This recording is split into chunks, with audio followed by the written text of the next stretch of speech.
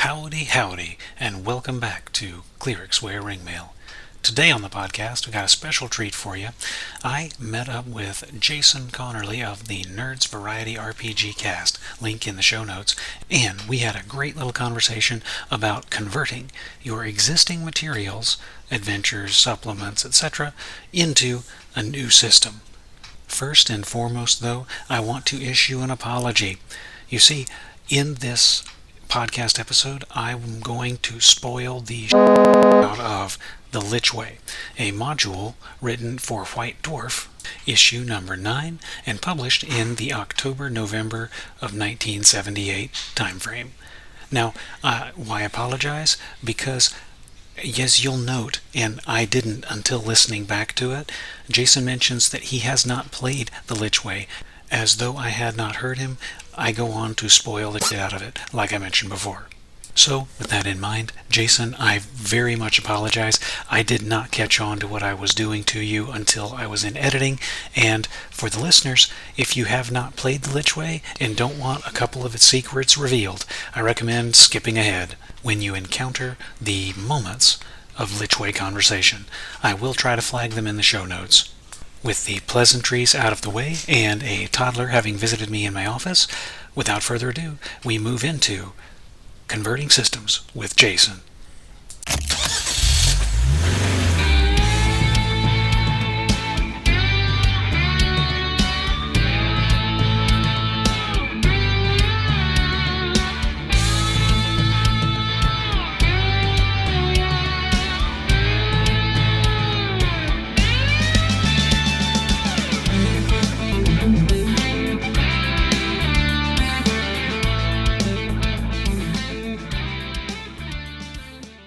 Okay, a little bit of ado. Last time I had collaborated with Jason, I had screwed up the audio, and I was very quiet. This time, collaborating with Jason, I overcompensated and screwed up the audio, and Jason was super quiet. So I've done my best to correct this problem. I've done my best to equalize the volume, but apologies in advance, listeners. I will learn one of these days. And from here, on with the show. Alright, welcome back to the Clerics Wear Ringmail podcast. I am here live, or I'm live while I'm recording it, with Jason from the Nerds Variety RPG Cast. How are you this morning, Jason? Excellent. How are you doing? I am doing all right. I appreciate you coming out. For those listening at home, Jason was kind enough to wake up with me at 4:45 a.m. So that we could get together and talk about this particular subject. And so if you're wondering why collaborations between me and other folks are infrequent, it's because there are not many who can keep up with my insane schedule. I guess I need more Aussies, I guess, because it's tomorrow morning. It's tomorrow afternoon in Australia, isn't it? Yep. All right. That's correct. All right. So, and I did not give Jason any warning. I just started recording and talking. But what I'll do, I'll let him introduce our topic today. Jason, you want to take it away? Sure. So, in a recent episode, Taylor had mentioned one of the reasons to homebrew was the difficulty in translating adventures from one system to another. And I reached out and said, it'd be an interesting topic to discuss, the idea of converting modules from, one rule system to another rule system in different ways to do that. And it might be easier to do a collaboration as opposed to just a series of emails back and forth. And here we are. All right. Yep. And here we are indeed. So one of the core tenets for the original old school Renaissance was that mechanical compatibility, so that you could do stuff that you already had without a lot of effort. So what I brought with me a little bit of a surprise today. The first cross-compatible adventure that I ever ran, the Lichway. Jason, have you played the Lichway? I have not. You have not? All right, this will be fun then. The Lichway has is a mini dungeon for a party of 6 to 8 first level characters. It is, I believe, the one of the first, if not the first, dungeons that was published in the Dragon magazine. So I could probably look that up. I'm actually looking at it on Xenopus Archives too. So let me see if I'm full of myself. No. No, I'm not. Say no Good. so. Nope. No. It originally appeared on October 1978 in the White Dwarf. So I just got the magazine wrong. So the Lichway has the distinct honor of being one of the first, if not the first, published magazine dungeons, and it appeared in White Dwarf in October of 1978. I picked it up and ran it. It's of course designed based on the year for OD&D, AD&D. 78 was the year the Player's Handbook came out, but I ran it in Dungeon Crawl Classics. And so I have a little bit of first-hand experience taking a published product and running it. And I didn't change a thing. I was able to essentially run it wholesale. DCC is a little different. It has different saves and it lacks the dungeon crawling elements or procedures, but I was able to run the module with no changes. Now, my party died roughly 5 rooms in, but that's their own fault. I've been able to play the Lichway once with a friend, and he ran it using the Holmes Basic rule set. And so Holmes Basic being essentially what it was designed for, or at least the level range and the system at the time. So as a quick exercise to start off, I'm going to give you the Susurrus. The Susurrus is It's all Greek to me, Taylor. yeah, that's because it's not a real word. But so what I'm going to do, I'm going to read you the description of this creature, and I'm going to read you the description of this creature, and then I'm going to challenge you as to how you would run him in a game of your choosing. You can go. I was originally going to say stats and barbarians, go, but I will leave it to your discretion. Let's see. Drone Song Hall. Tattered shreds of a once plush drapery hang from the walls. In the center is a 5-foot-high stone platform on which a cage of silver bars is built. The cage contains the Susurrus, from which emanates a droning wind in the trees noise. The Susurrus, number appearing 1, armor class 4, movement 15 inches, hit dice 8d8, no treasure, 2 claw attacks, 1 to 8 damage each, a special attack, a hug, for 3 to 24, and alignment neutral, intelligence low, go. So I mean, effectively, that sounds like the equivalent of a big bear, right? Maybe a little bit tougher than a bear, but you've got the hug attack that's probably going to be in the bear in whatever system you're using, and then maybe you just give it some more hit points, lower its AC a little bit. So I actually don't have any rule systems in front of me right now, but in like like an ICRPG, that'd probably be a 2-heart monster, and you would give it you probably give it a. It's been a while since I messed the ICRPG, but I would probably give it the hug attack, a special attack of a hug, which if you rolled say 18 through 20, so effectively rolled an extended crit, then it would do an extra die of fighting damage, something like that. But that's just off the top of my head. There's a couple ways here to do one of these things, and well, I'll throw it back to you. I don't know if that answers your question or not. Yep. This is a great answer. It was as much a it was as much an invitation to recreate the creature as it was a way to showcase the thought processes that go into it. So absolutely, if you've got more to think about, we can keep thinking. Well, so in the past, I've done this. Now, typically, you wouldn't do this off the fly that much. If you're going to, so there are different ways to approach this.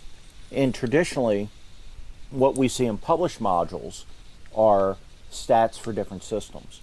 and this goes back quite a ways. We can see that back when Chaosium used to publish things for different games. Back in 1981, they published Thieves World, based off a novel series. And that Thieves World box set had stats in it for Advanced Dungeons & Dragons, Adventures in Fantasy, Chivalry and Sorcery, Dragon Quest, Dungeons & Dragons, The Fantasy Trip, RuneQuest, Tunnels and Trolls, and Traveler, believe it or not. And so they actually just included stats for everything in there. Later on, ICE, who did Rolemaster, the Middle-earth role-playing game, often published books that had stats for Fantasy Hero as well, so it would work with the hero system. And that's happened with a number of different things. Nowadays, of course, we see a lot of games that are double statted for, say, 5e and quote-unquote OSR, which, usually they'll use like BX stats, right? At one time they would use like Labyrinth Lord stats. But generic OSR stats plus 5e stats, and which typically means half the page is 5e stats, and then you have 2 lines of OSR stats, right? But the other approach, and what so in the past I've run Tomb of the Serpent Kings. I would assume you're familiar with that. Yep. It's basically a teaching dungeon done by a gentleman named Skirples. And Tomb of the Serpent King is a great adventure. It's free. Everybody should go out and grab it if you don't have it. Colin Green over the Spike Pit podcast has done a review of it recently. It's a good review, good overview. But so I've run Tomb of the Serpent Kings before using ICRPG, and it's not written at all for that system. But in cases like that, I don't just show up to the game and pick up a random module I've never seen, open it up and run it. To me, if you're the DM, you should read through a module before you run it. Absolutely. So for me, the way I convert things is I will read through the module and I'll take notes. I like to run games out of a notebook, and we're not using a camera with this call, so you can't see, but I have a gaming notebook that I keep notes in, and I can actually, like for example, I could show you the notes that I used back for that game. That was like 2017 when I did that, or 2018 maybe. Anyway, point being, you go through, and the key is you can do what those older games did, which is do exact conversions for each system, or you can sit. To me, when you convert the module over to your game, whatever your game is, don't worry so much about the exact numbers. Find something that feels right. You're trying to replicate the feel. So for that, like that monster you described there, it's not super tough to hit. AC4, so not even as hard to hit as Chainmail, right? So it's not super. It's got a pretty tough hide, but not a super tough hide. It's got a lot of hit points. It's pretty tough, and it's got that hug attack and some claws, which is why I think like Grizzly Bear, something like that, in a system. And interestingly enough, that is exactly what I did when I ran the game in DCC. I was trying to grab my rulebook, but then I realized I've not. We did some construction in my office not too long ago, and I never had the opportunity to bring my books back, so I don't have my DCC rulebook handy. But if I remember correctly, there's a gorilla type adversary that uses a hug and rend attack, and I used that as a template. So I did essentially the exact same thing that you did, which was to find an equivalent and slap and paste the mechanic. Right, and you just go through the adventure, and a lot of times in these modules you'll have like your generic bad guys, be they goblins, be they kobolds, whatever. And most systems are going to have an equivalent of that, and you just plug in that equivalent.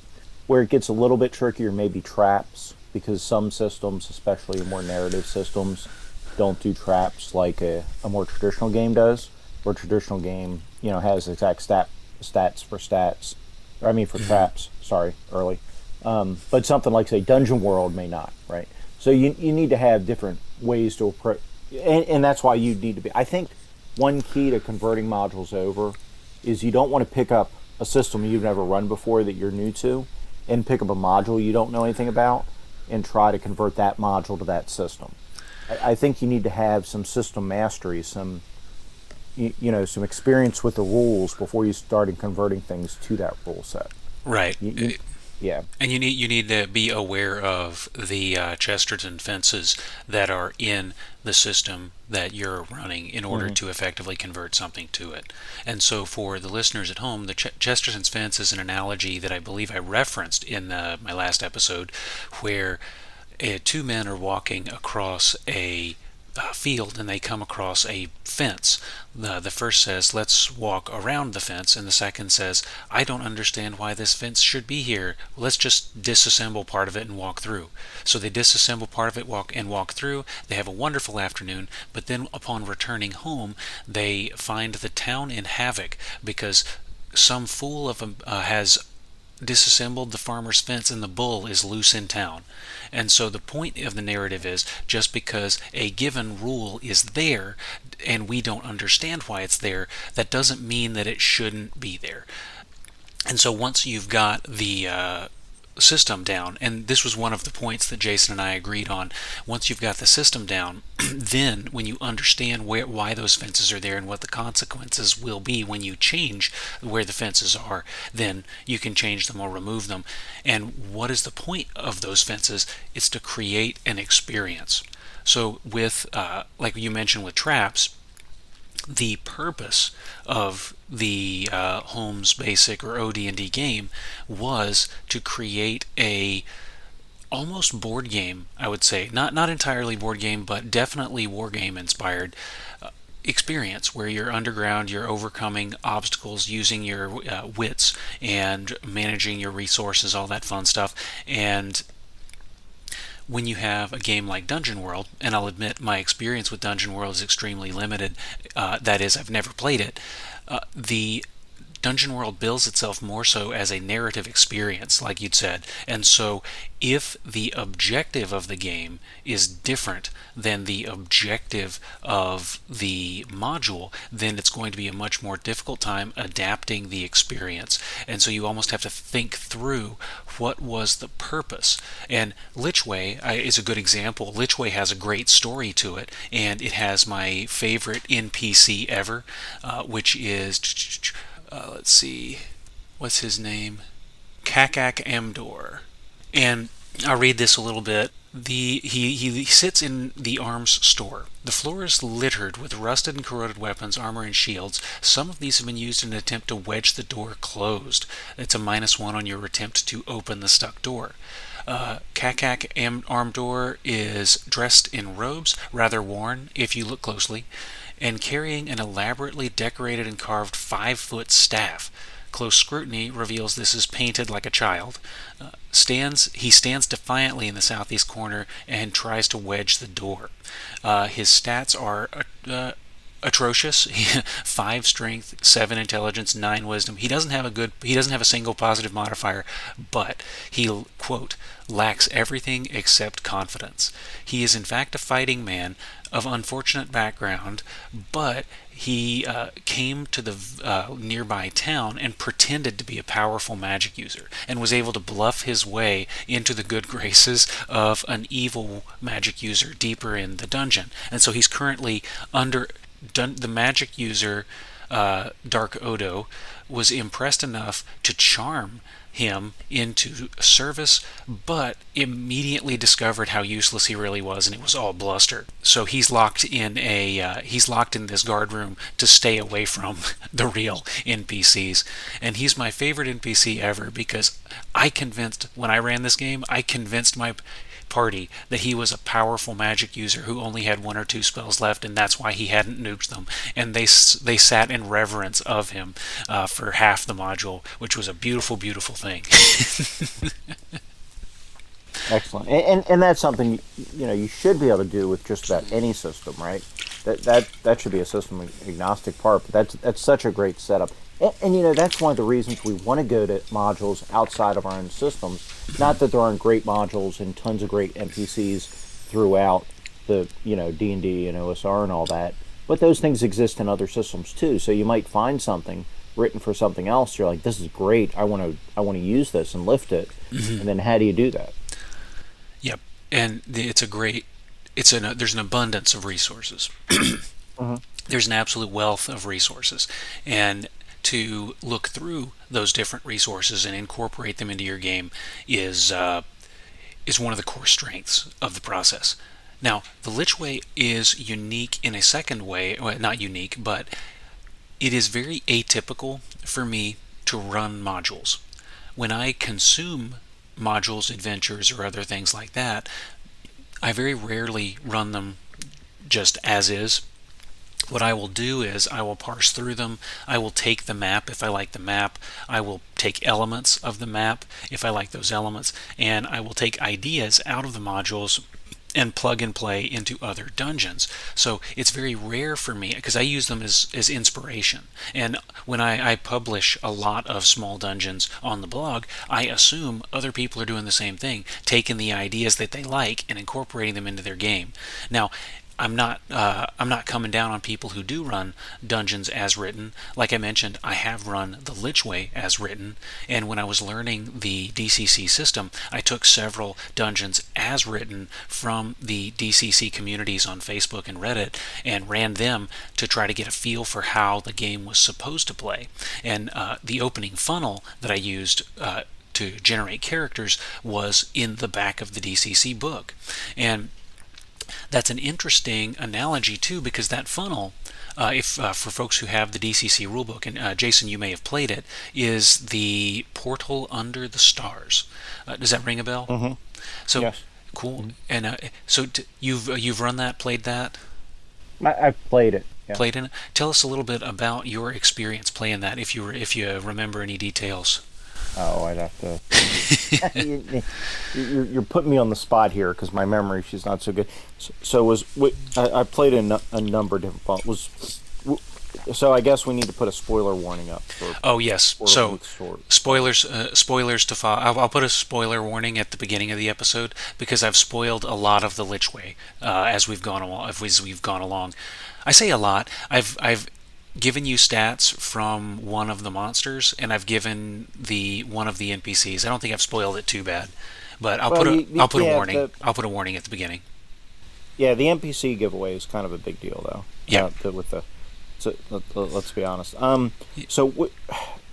Is this the one where you have the lake, or is this the one where you end up in the big room and somebody's in a cage at one point? This is the one with the terracotta army in the basement. Maybe I haven't played this one. I don't remember. Okay, then I will not spoil it too much. But so what I can say is, I learned from running that experience. So Dungeon Crawl Classics, as I mentioned, it lacks dungeon procedures, that is exploration procedures, and it does not have overland travel. So, if I remember correctly, on the part of the author, it assumes that you know other systems. And originally, I think it was written. It's a relatively early game in terms of when the old school Renaissance was running, to the point where there are not.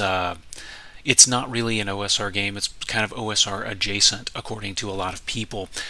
But the point is, it was written during the reign of 3rd edition, and so it makes the same assumption from 3rd edition, that your primary experience and your primary driver is going to be combat. So DCC, and you're welcome to disagree with me at any point along the way, just pipe up and interject, but DCC has a lot of rules on combat, a lot of cool spell effects that can change the nature of combat. It has access to healing, which is in excess of basic or advanced D&D, and the fighter has a lot more hit points. I think most of the classes have a lot more hit points than their equivalents in other systems.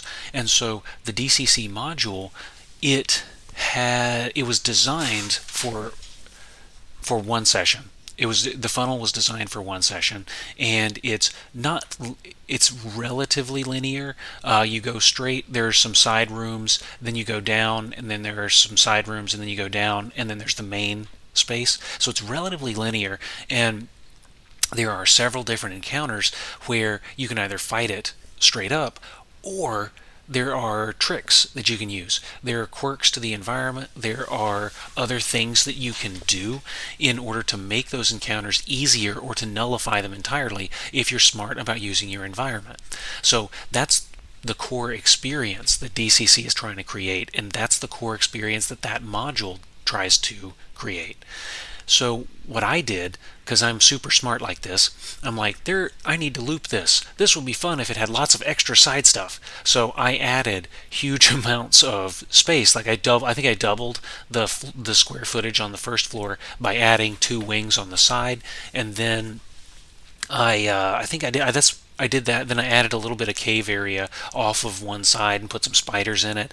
And so what the result of that was, instead of taking one session and kind of working through the player characters, it took 3 sessions, and by the end, I had the party fleeing in terror out of the dungeon, which I guess that was a good thing.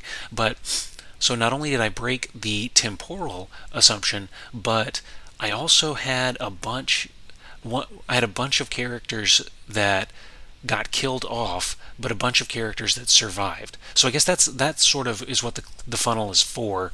But there was a dichotomy in the group. So the one player who kind of embraced it, and he killed off so many of his initial characters that he had to borrow a character from one of the other players, and then but then the other players who were more cautious, one in particular, he didn't lose a single dude, which was a big surprise. And so I used the basic expert for dungeon crawl. So I guess it's basic. I say BX, but I think the dungeon crawl procedures are in basic. I just used the procedures from basic when I was moving them through the dungeon, and the old school or old player, he's not old, but he's been playing a long time. He didn't lose his characters, and so we ended up going into the campaign with multiple kind of, there's a main PC and some backup PCs, whereas the other fellow went in as designed with just one player character to move forward with. And so I tell that story in part as a cautionary tale. It worked. We had a lot of fun with that campaign. It ran for about a year and ended kind of prematurely with my mom in the hospital, so I just couldn't run it anymore. But we had a lot of fun running it while we did. But it was a big learning experience for me, and it's to understand what is the core competency of the system, what is the intended experience of the system, and how can I use that to create the experience I want to create. And I think I was able to do that, but that first adventure was a little rocky, and like you mentioned, it's an art to try to stick to it going forward. Yeah, and I think one thing it's important here. It is important to, even if you don't run them, to read through the adventures and this is why it's important for games to put decent adventures with their starter sets or things like that. But I think it's important to look at some modules written for that game, even if you're not going to run them, because that way you can get a feel for kind of how those game mechanics are supposed to work, what kind of foes they expect you to throw against certain levels, if it's a level-based game, things like that. Get a feel for what the designers are looking for, right? Mm-hmm. And that can help you when you go to convert things, because you get an idea for the power levels we're looking at.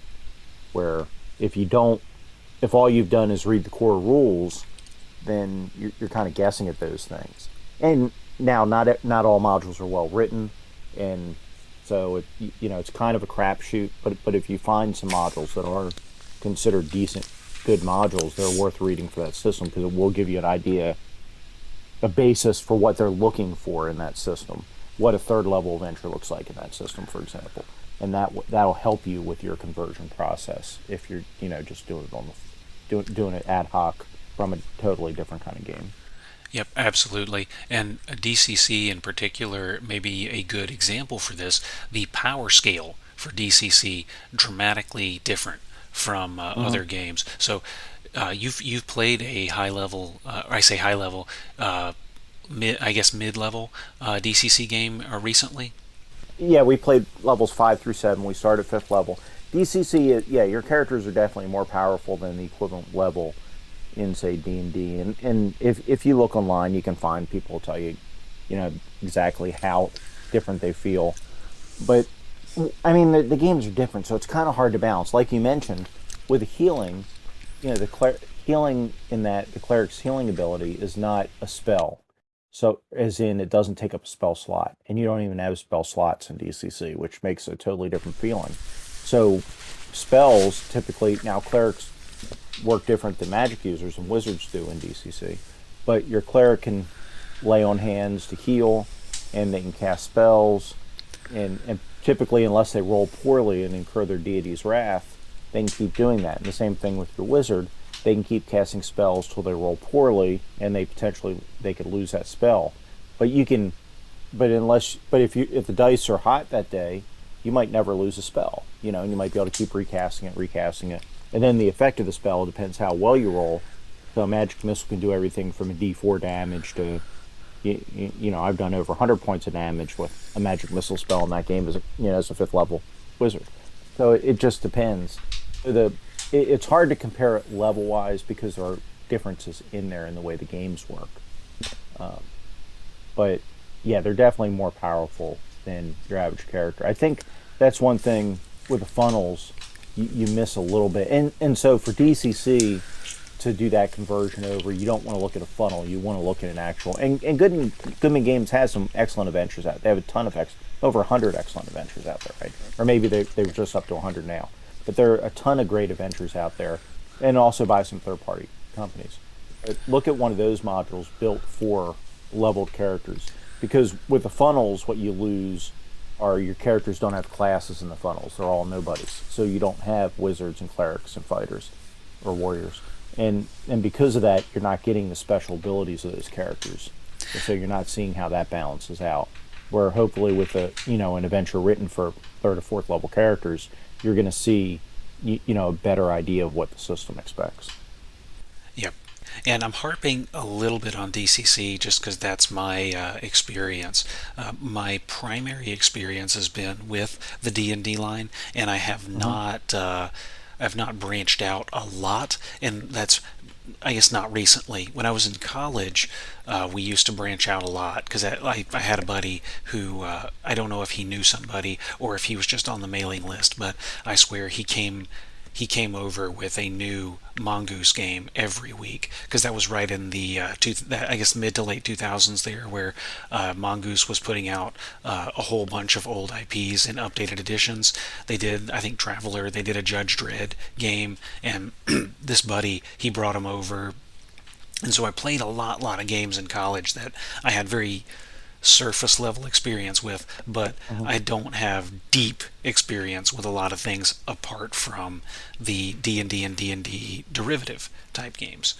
And so how much time do you think you would want to spend on a system before trying to convert something, or is that something you would want to just dive into and trial by fire, learn from experience? Well, no, I think you should get a little bit of experience with the system if you can. So there are some things that are pretty easy to convert over. Right? I think there's not a solid answer here. I do think it makes sense to, the first time you run a game or the first couple times you run a rule set, you should probably use adventures written for that rule set. And these days, with the internet, of course, there's good and bad information on the internet, and you have to be careful of your sources. But these days, it's so much easier to find out which adventures and which modules are considered good by the community. So it shouldn't be too hard if you want to pick up DCC, or you want to pick up Traveler, or you want to pick up whatever game, Dungeon World. Or I don't know if there are modules for Dungeon World.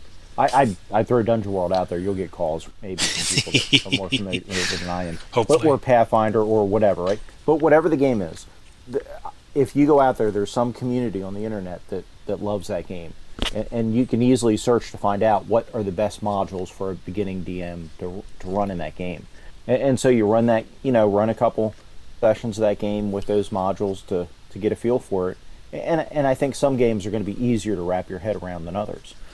And some games are definitely more rules light than others. And some game, like look at AD&D. Hmm. AD&D is, there's a lot to it, and there are a lot of subsystems in there. So you're not going to run AD&D two or three times and be a master of that system. Now, could you convert something over to it after running it a few times? Probably, but it's gonna take longer to master, say, AD&D than it is something like ICRPG. And even ICRP, even these lighter games, if when I say lighter, I mean games with less rules and smaller rule books, like say the Black Hack. Even the games like that, there's things in there that are a little bit deceptive, and you need to play to really see how those mechanics work out, because they're mechanic. Like the usage die is a great example of Hmm. this. The usage die is loved and hated by people throughout the communities, and the usage die is a oft times misunderstood and oft times over applied mechanic. And it depends on which game designer plugs it in there and how they plug it in there. To me, the usage die is wonderful for variable mechanics. If you want to figure out how long a disease is going to run its course, or somebody fighting a disease off, the usage die is great for that. If you want to do variable spell lengths, like you're not sure how long that web spell is really going to last, and that's going to depend on how magic works in your world. But I like the usage die for things like that, because you're not really sure how long that spell is going to last. I personally, I like that more, which is one of the reasons I like DCC, because I like the more The unpredictable magic. variability, yeah. Yeah. So I think usage die is good for things like that. Arguably, even something like a torch, because I seriously doubt if we sat there and made torches. However, I'm sure on the internet we can find make a medieval torch. A video does that, and I seriously doubt they all burn out at the exact same time. Right? There's going to be some variability in there. So I think things like that, it makes sense for ammunition. For now, there's a talk over my podcast right now, and there'll be more in a future episode about the idea of using usage die for arrows and stuff. But typically, I think for ammunition, for things like that, usage die isn't as useful. You could argue maybe for food, just because unless you prepackaged meals, like the effect of like an MRE or something, where you've got meals like this is one serving and you package that way. If you're just carrying a bag of food, it might be a little bit harder to parse that out. But Hmm. for the most part, I think for bullets and beans, you don't need a usage die. You should just count them yourself, do tick marks. But that's just my opinion on that. So I really think it depends on the game, though, because you could go to a game that you like, if you've never seen the usage die before and you play a game with it, it's going to take a while to get the feel for how well that works. And does that make sense? I know I'm rambling a little It bit. makes sense to me, because then, and to speak to the usage die in particular, it seems like for me, the first time I encountered the usage die, it seemed like it was infinite. I never ran out of whatever resource it was, and I didn't like that. I wanted to go back to bean counting, but yeah, then come to find out that's just because I had a string of good rolls. Mhm. Well, that's the thing. And sometimes with the usage die, people will try to start them too high. Like you should probably never have a D20 usage die. So for folks that aren't aware, the the idea of a usage die is you pick a die size, and typically it's going to be a D8 or a D6 is what your usage die size will be. And whenever you use that resource, you're going to roll that die. If you roll one or two on that die, then it goes to the next size down. So if you start with a D8 usage die and you use that item, you roll your die. If you roll one or two, now it's a D6. Next time you use it, you roll again. If you roll to eight, or I mean, I'm sorry, now it's a D6. If you roll four or five, nothing happens. But if you roll to one or two again, now it drops to D4. And on that D4, once you roll one or two, now that resource is totally depleted. So it's kind of variable how long it's going to last. But if you set that die too high, if you have like a D12 usage die, then of course there's a chance you might roll one or two right away. But a lot of times they're set too high, and that kind of affects it too. Yep, and I want to say I've seen the math done. I don't offhand remember where it was. It might have been Goblin's Henchman. I know he does a lot of evaluations like Hmm. that to see the impact of those kind of mechanics. And I know he did the math on rolling your hit die as a usage die instead of hit points Right. at one point, which was a cool idea. But yeah, there's an equivalency out there of what the average number of turns or the average number of uses you'll get, but that average number is just that, it's an average, and there's a wide curve, and it gets wider as the die gets bigger. Well, exactly, and of course we're just rolling that single die, so it is quote unquote swingy. There's no bell curve in here. Right. There's no, yeah. So that's the Yeah, the there's no thing. curve proper. um, Right. So it, like I say, I think it's an interesting mechanic, and I think for me, and this is just Jason speaking, I do think it's useful for some situations, but I don't think it's the best way to handle everything. And some games try to use it for everything, and right, not. right, and that's a good tie back to the original inspiration for this collaboration, the episode on house rules. When should you change the rules as written, and what are the effects of those changes? So that's a good tie back. Though we've strayed a little bit from our Mhm. intended topic today, which was the art of converting resources from one system to another. That's okay. Yep, that's okay. It's a good. The rambling makes it fun. I think so. Thank you for inviting me on. I really appreciate this talk. All right. No, I'm glad to do it, and I'm glad that you had. I'm glad that you have the stamina and intestinal fortitude to put up with my insane schedule. Not a problem at But all. I'm happy to do it. all right, great.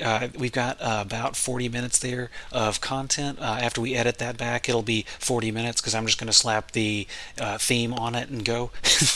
Well, But that's how I do it. guerrilla podcasting at its finest, and it is 5:30 my time. Great conversation. I think we could keep going, but I do believe my offspring are about to wake up, so I probably ought to get ready for the day. Again, thank you so much, Jason, for coming on. Thank you for putting up with my schedule, and more so, thank you for providing the topic.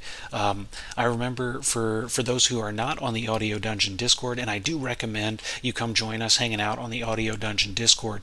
The House Rules podcast originated as a conversation that Jason, I, and a couple others were having on that Discord. And I had so much to say that I needed to say it instead of type, because although I type faster than I talk, I tend to type fast enough that I type faster than I think. And thankfully, the limitation of having a tongue involved in the mix allows me to talk about the same speed that my brain operates.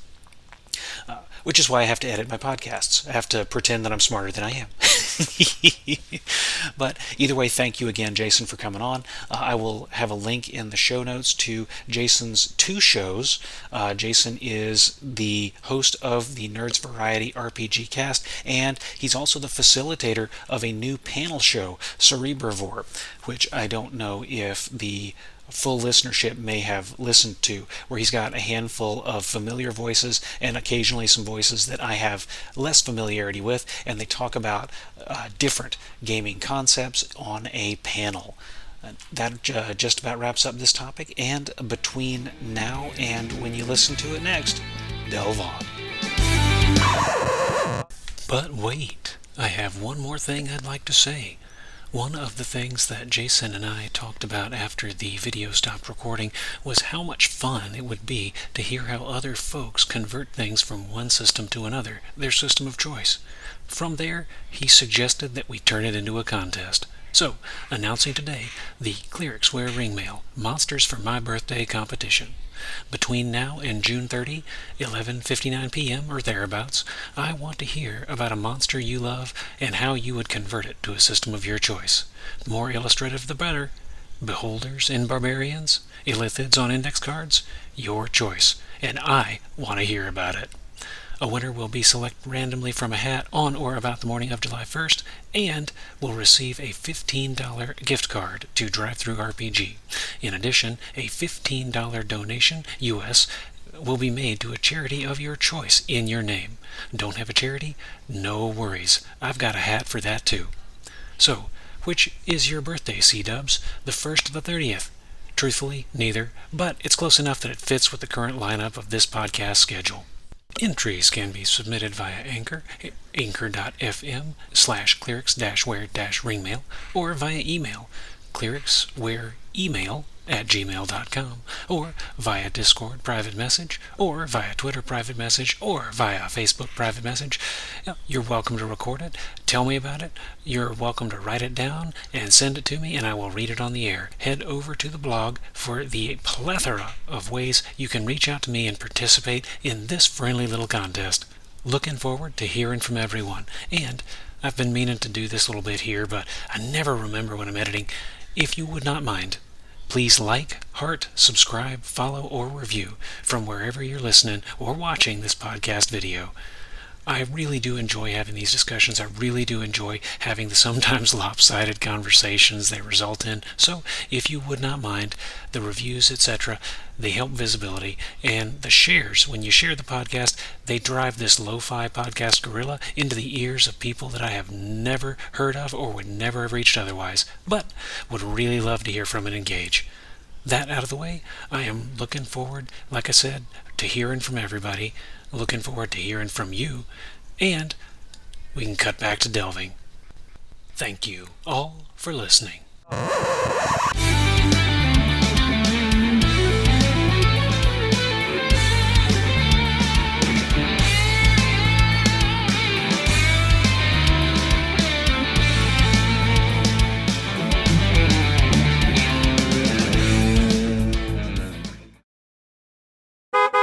The Clerics Wear Ringmail podcast is an independently owned and operated product released for educational and informative purposes under the Totally Steal This license, which is kind of like Creative Commons, except licensing. Segments recorded within a vehicle are recorded using a Bluetooth hands-free device in conjunction with local vehicular safety legislation. The music for the Clerics Wear Ringmail podcast is Gold Coffee by Michael Ramirez C., retrieved from mixkit.co and used under the Mixkit royalty-free music license. Sound effects used in the Clerics Wear Ringmail podcast are also retrieved from mixkit.co and used in accordance with the Mixkit free sound effects license. Clerics Wear Ringmail does not ascribe to nor endorse views or opinions expressed by call-ins, guests, or even the host, unless you think they're awesome, and thus does not assume any liability regarding the consumption or distribution of this podcast. By listening to the Clerics Wear Ringmail podcast, you agree to these provided terms. Parties with questions regarding these terms, conditions, or releases are encouraged to reach out to Clerics Wear Ringmail at the prescribed methods provided on the Clerics Wear Ringmail blog. Parties dissatisfied with these terms, conditions, or releases are encouraged to go suck an egg.